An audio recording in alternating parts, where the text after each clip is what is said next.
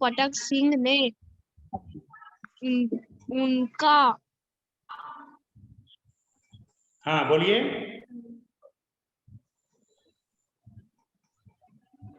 दंगलों में पहलवान को हराकर उनका पुरस्कार जीते थे। अनेक पुरस्कार जीते थे। वह अपनी नंबर टी शर्ट ला के देना अपनी शक्ति को बनाए रखने के लिए घंटों व्यायाम करते और पौष्टिक भोजन करते। उसका भोजन सामान्य व्यक्ति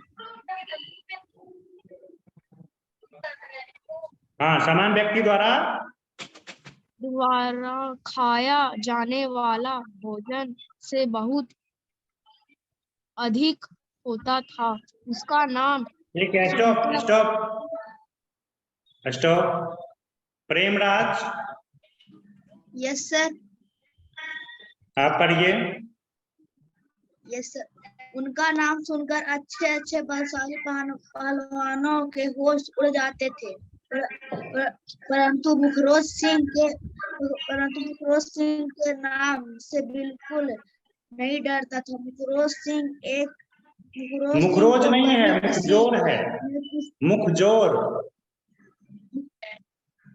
मुखजोर सिंह को कभी किसी ने कुश्ती लड़ते नहीं देखा। इसके बावजूद उसकी प्रशंसा का डंका चारों ओर बजता था। धरती पटक सिंह के दिल में मुखजोर सिंह को पटकने का बहुत अरमान था। मुखजोर सिंह अक्सर कहता, धरती पटक सिंह को उसने कई बार पटका, वह उसका नाम से ही डरता है। उसकी ठीक है। Premraj. Stop. Bhavya Pathak. Yes sir. पढ़िए आप। Okay sir. उसकी डींग और सेखी भरी बातें सुन सुनकर एक दिन धरती पटक सिंह कुश्ती लड़ने के लिए उसके घर की ओर चल पड़ा। धरती पटक सिंह ने रास्ते में रुककर एक ढाबे पर खाना खाया। उस ढाबे का सारा आटा वह एक बार में खा गया।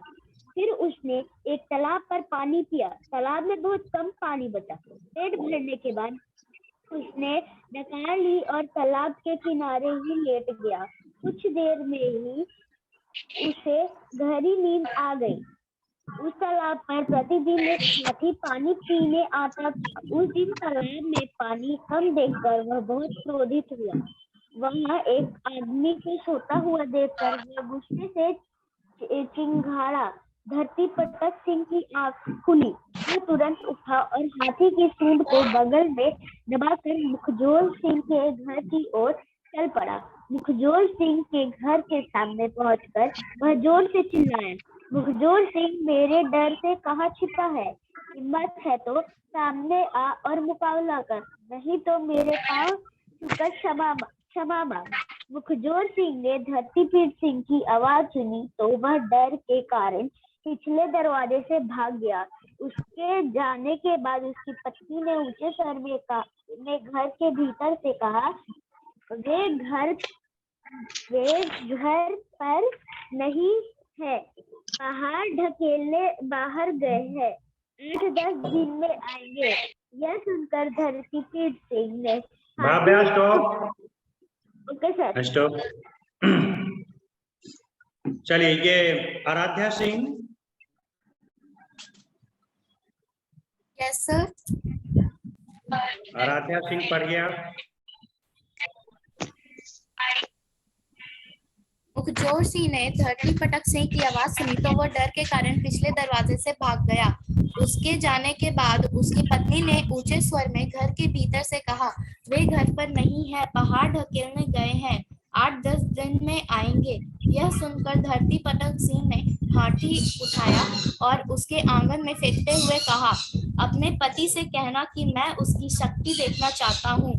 आंगन में गिरे हाथी को देखकर घर में मौजूद मुखजोर सिंह की पत्नी और बेटा दोनों घबरा गए। मुखजोर सिंह का बेटा बुद्धिमान था। वह अपने को संभालते हुए ऊंचे स्वर में बोला, माँ, यह पागल आदमी कौन है? इसने हमारे आंगन में चूहा क्यों फेंका है? इस चूहे का मैं क्या करूं? उसकी माँ ने समझदारी दिखाते हुए कहा, बेटा, घबराने की कोई बात नहीं है। अपने पिता को आने दे, उनके आते ही यह पागल दुम दबाकर भाग जाएगा। इस चूहे को झाड़ू से बाहर कर दे। आंगन में झाड़ू की आवाज धरती पटक सिंह के कानों में पड़ी। इसके बाद फिर मुखजोर सिंह के बेटे का स्वर उभरा, माँ, यह चूहा तो नाली में गिर गया। धरती पटक सिंह सोचने लगा कि जब उसका बेटा इतना बलशाली है तो हो सकता है कि वह खुद मेरे जितना या मुझसे अधिक बलशाली हो। यह सोचकर वह थोड़ा भयभीत हुआ। अपने भय पर नियंत्रण रखते हुए उसने घर के बाहर खड़े खजूर के पेड़ को उखाड़कर ऊंचे स्वर में कहा, अपने पिता से कहना मुझे एक छड़ी चाहिए थी, इसलिए मैं बाहर खड़े पेड़ को ले जा रहा हूँ। मुखजोर सिंह के बेटे ने चिल्लाते हुए कहा, माँ, देखो, यह पागल मेरे पिता का दातून लेकर भाग रहा है। पेड़ को दातून कहते। स्टॉप। गानवी कुमारी,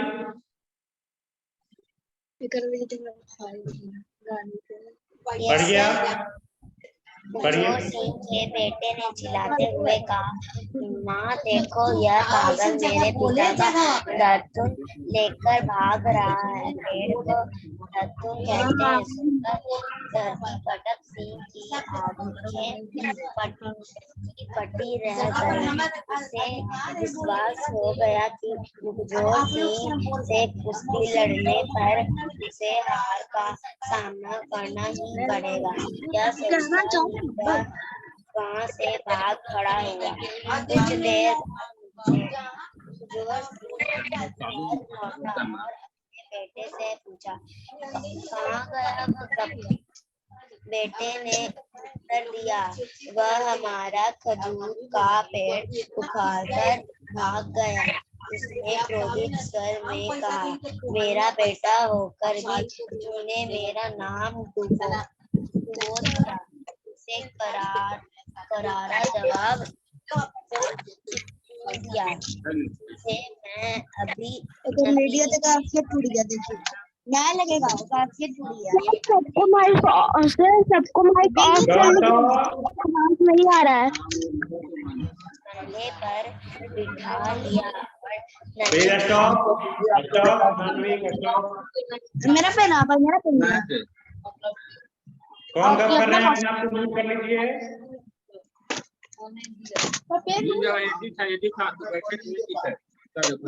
अदिति कुमारी, वो की मिला प्रेमराज, अपने आप को म्यूट कर लो।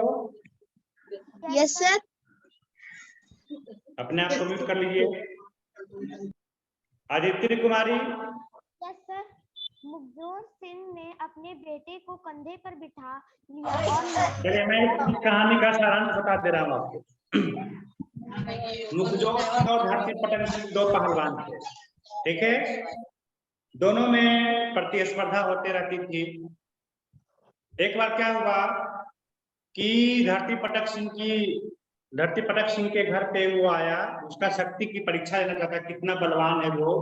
लेकिन धरती पटक सिंह जो था ना, वो केवल गप्पी था, गप मारता था, केवल डींग हाँकता था। मुखजोर सिंह जो था वो सचमुच में बलवान था, बलशाली था। एक बार एक ढाबे पे गया तो पूरा आटा वहां का खा गया, तालाब का पूरा पानी पी गया। तो आप समझ सकते हैं कि जो तालाब का पूरा पानी पी सकता है, थोड़ा सा बचा हुआ था पानी, तो आप समझ सकते हैं कि कितना खाता होगा वो, कितना वो उसकी शक्ति कितनी हो सकती है। तो एक हाथी जो पानी पीने आता था तालाब पर, वो हाथी जब देखा कि तालाब में बहुत कम पानी बचे हुए हैं, तो वो उस पे गुस्सा जाता, वहां पे एक सोया हुआ व्यक्ति को देखकर। उसकी चिघाड़ सुनकर जब धरती मुखजोर सिंह उठता है तो उसको क्या करता है, उसकी सूंड को अपने कांख के नीचे दबा लेता है और चलता है धरती पटक सिंह के घर की ओर। और गुस्से से जाकर के उसके घर के अंदर इस हाथी को फेंक देता है, मरा हुआ हाथी को।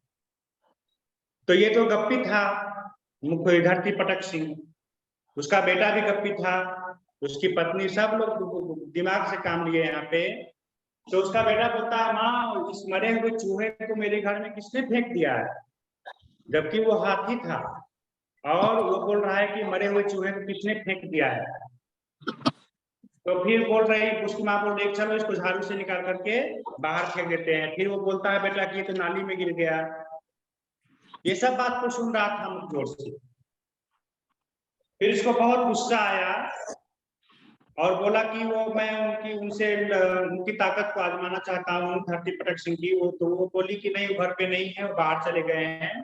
तो गुस्से से वो क्या करता है, हाथी को उनके घर के अंदर फेंक देता है। तो वो चूहा उसको समझ लेता है। फिर क्या होता है कि एक गुस्से से बाहर में खजूर का पेड़ था, उसको उखाड़ कर लेकर चला जाता है और उसके बेटा को बोल दिया कि बोल देना पिताजी को मुझे एक खड़ी की जरूरत थी, इसलिए मैंने खजूर के पेड़ को उखाड़ करके जा रहा था। बेटा भी उसका दिमाग से काम लेता है, वो अपने बाप की इज्जत को बचा लेता है। वह बोलता है कि अरे देखो ना माँ, ये मेरे पिताजी की दातुन लेकर जा रहा है। क्या लेकर जा रहा है? दातुन लेकर जा रहा है। दातुन लेकर जा रहा है। तो मुखजोर सिंह को लगा जिसका बेटा इतना समझदार है, बलवान है, बलशाली है, उसका पिता कितना बलशाली होगा।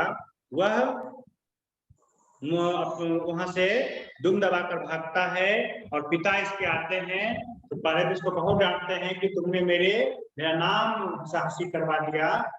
लेकिन फिर जब सच्चाई जानते हैं तो अपने बेटे की पीठ थपाते हैं और बोलते हैं कि तुमने मेरी इज्जत बचा दी, तुम एक दिन मेरा नाम अवश्य रोशन करेगा। Thank you. अब इसको फिर पढ़ेंगे हम लोग क्लास में। अब आपका टाइम ओवर होने वाला है, ठीक है सर। तब तक के लिए बाय बाय।